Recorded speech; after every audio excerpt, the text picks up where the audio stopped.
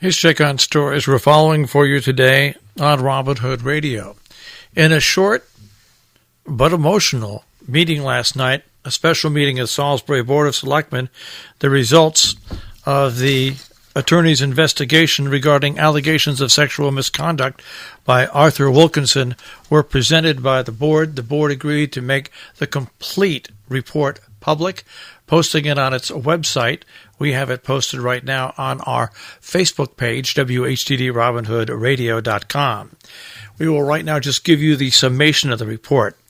Art Wilkinson's refusal, this from the report itself, Art Wilkinson's refusal to discuss his criminal history struck us significant and concerning. While not itself proof that Wilkinson engaged in any of the misconduct alleged by various witnesses, his refusal to discuss his criminal history stood in stark contrast to his openness and long-winded discussions of irrelevant details. Moreover, it seemed inconsistent with the person that Wilkinson's supporters believed him to be. At the same time, we were not able to confirm any discrepancy action having been taken against Wilkinson at any time by the town, and as such, we placed no weight on the belief by some that such discipline may have happened. Wilkinson could offer no convincing explanation for why a large number of individuals, many of them with no connection to one another, would align themselves to make false accusations against him many years after the events in question. In sum, multiple people credibly described circumstances that have not been shown to us to be false or inaccurate. On the other hand, Arthur Wilkinson offered no credible denials of their allegations.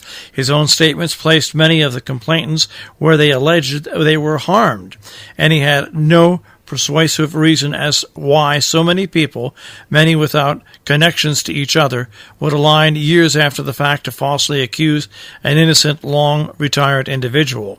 Summing up, in their opinion, the preponderance of evidence lies with those who have alleged misconduct against Arthur Wilkinson. That ends the summation. Once again, this report can be found on the Salisbury, Connecticut website, but you can also find it on our Facebook page on our story. And also, we will post the video online as well. Sad news out of Cornwall. Charles Van Doren, whose rise and fall as a game show contestant in the 1950s inspired the movie Quiz Show and served as a cautionary tale about the stage competitions of early television, passed away at the age of 93 of natural causes on Tuesday in Canaan, Connecticut at Gear Nursing and Rehabilitation. Funeral services are private. Meetings coming up today. The North Canaan Elementary School Board of Education meeting. That'll happen from 7 o'clock on at the North Canaan Elementary School. Meanwhile, the Planning and Zoning Commission in Kent has their meeting at 7 p.m.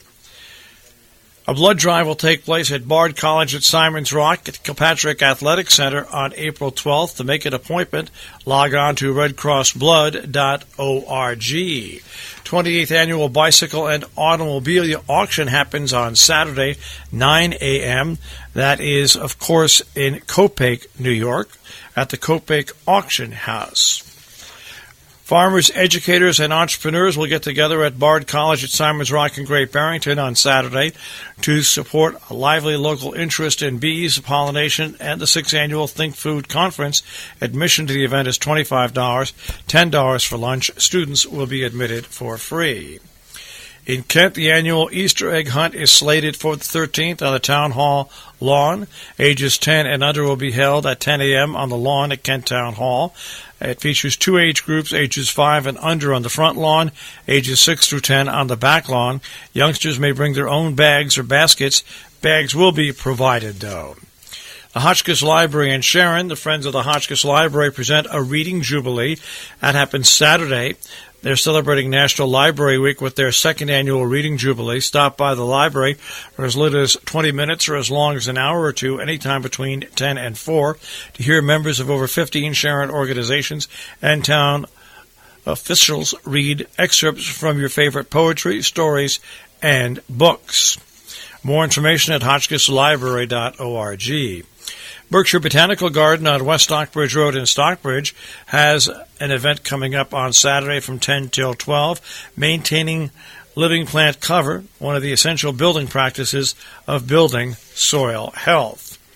In Pine Plains, the food pantry distribution will take place on Saturday from 10 until noon at the United Methodist Church. On Saturday, the Sharon Historical Society welcomes its members to the annual spring meeting held at Sharon Town Hall, second floor, Chapin Meeting Room at 10 o'clock. Immediately following the meeting, Susan Shepard will be giving a presentation open to the public on 18th century smallpox epidemics in Sharon and the early medical societies that were formed here. After the talk, all are invited back to the Sharon Historical Society to enjoy light refreshments and see their current exhibits. Spring Crafts and Vendor Fair is being held on Saturday from 10 till 4. The first annual, over 80 vendors, food raffles, and pictures with the Easter Bunny at the Columbia Green Community College in Hudson, New York. More information is available at sunycgcc.edu. An Easter egg hunt coming up at Lawrence Field in North Canaan on Saturday. That starts at 10:30 and goes to 11:30. In Millerton, an introduction to vegetable gardening takes place on Saturday, 1 o'clock at the Northeast Millerton Library. For more information, RSVP at 518-789-3340. Kent Art Association Spring Juried Show opens up on April 13th.